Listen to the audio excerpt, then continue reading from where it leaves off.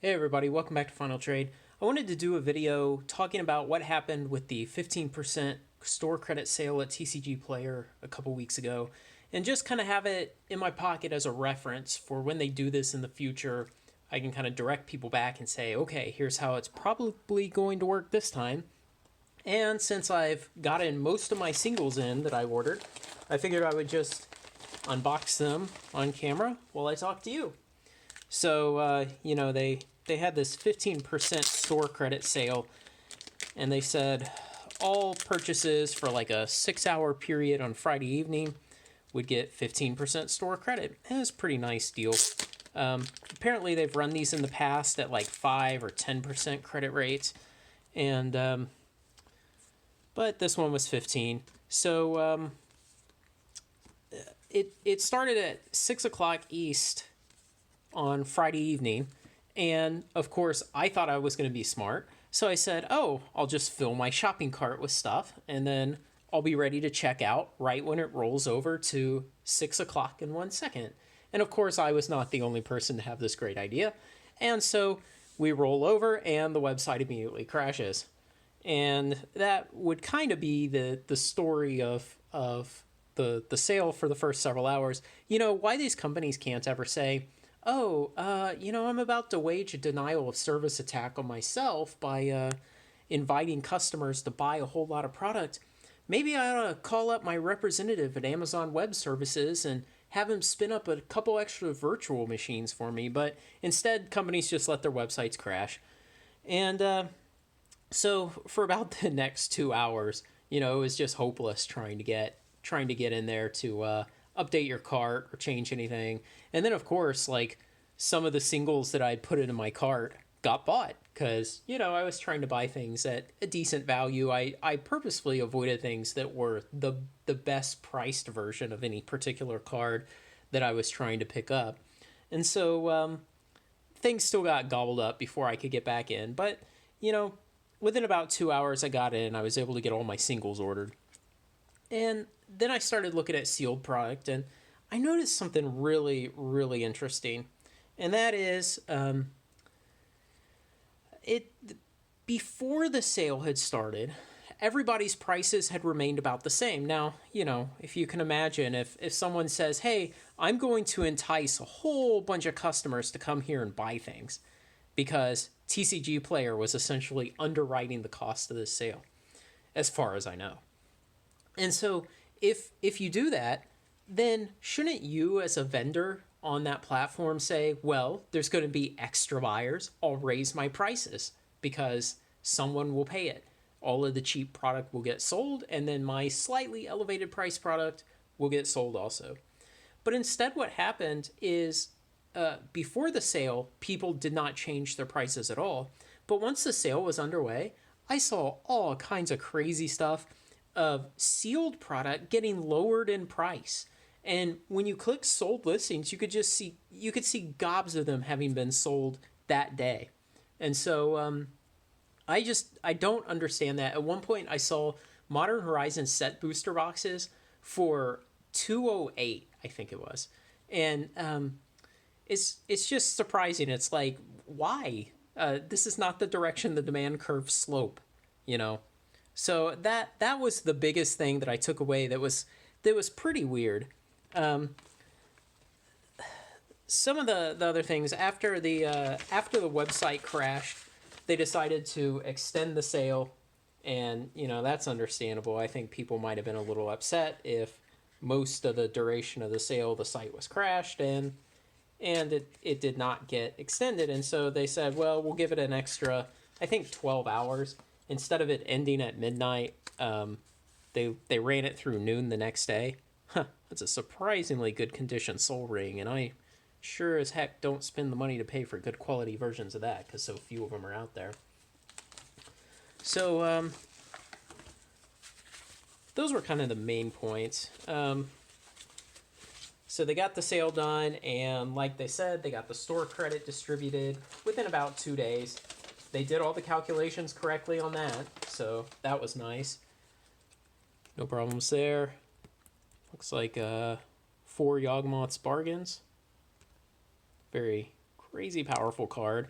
in case you can't tell by a lot of the stuff on the table, I'm working on a Yawgmoth's Bargain deck, but it's going to be mono black. I think a lot of the ones actually in the time period were they were black white and used what was it called? Academy Rector, I think was the card, to get out your Yawgmoth's Bargain. Some more Soul Rings. Huh. Pretty decent condition. Heck, this one's almost nice. I'd nearly call that light play on that third one. Soul Ring's another one of those cards you just can never have enough of them because they're so versatile and it's such a ridiculously powerful card. And depending on what type of deck you're making, you know, you either need the Soul Ring or you need the Mana Vault or you need the Grim Monolith. Here's another one I had trouble buying during the sale. Thawing Glacier. Yeah, had one in my cart and somebody bought it out from under me from that vendor, and then I had to be able to refresh several times to actually get one that was available. Which, of course, while a company's waging denial of service attack on itself, is never easy. Cadaverous Bloom. 4 copies of this. I had been using proxies of this in my Pross Bloom deck and decided to just go ahead and get real copies. Nice light play there. What else we got? So the Stalking Stones and the Thawing Glaciers are for Counter Phoenix. It was a really good suggestion somebody had to add to the deck.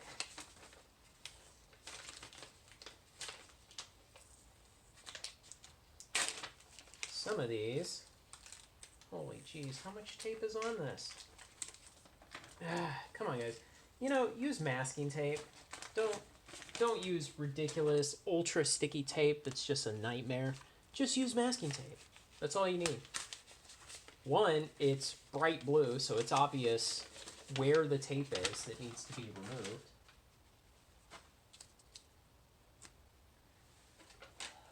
And then two, it comes off really easily and typically leaves no residue. Okay, let me get the rest of these out here. Okay, so I added some more Cursed Scrolls to the collection because it is my all-time favorite Magic card, and boy, the price had been depressed in the last little bit. I think I'm probably about done buying Cursed Scrolls. I think I have about 30 now. And no, I do not believe in card buyouts. I think the whole thing is a silly idea that you could somehow corner enough of the market on one card.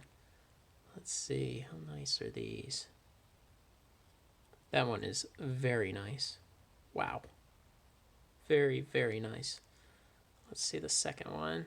Come on, guys. Why you gotta package them together? Man, that one's got a tiny bit of surface wear. You can almost see it right about there. Okay, let me carefully just put that back together. Okay, let's go check the next one. You may remember a few weeks ago I had an issue where I bought a Near Mint Cursed Scroll and some guy sent me some inked up disaster. Yeah, it didn't go very well. He he basically said I was trying to scam him and also that I should just not really care because, in his words, people buy these cards to play with, not to collect. And so it shouldn't matter if he sends me garbage. So I ended up having to get TCGPlayer to refund me. Man, another really nice one. Wow. I am really happy with these. So, like I said, I'm kind of looking for some other card to focus my attention on. I think I have about 30 or 35 Near Mint copies of Cursed Scroll now. And, you know, the prices are starting to go up. They'd been $40 for a while, and then they dropped down to as low as $25. I bought about 10 of them at $25.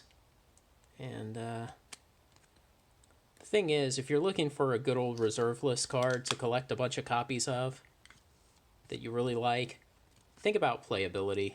because you'll sometimes see people just go all in on reserve list cards that have nearly no playability. Yeah, a couple little blemishes on this one.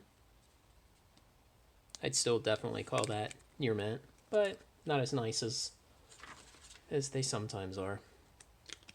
So yeah, the TCG Player sale went pretty great, except for their website crashing, which again is just baffling in this day and age.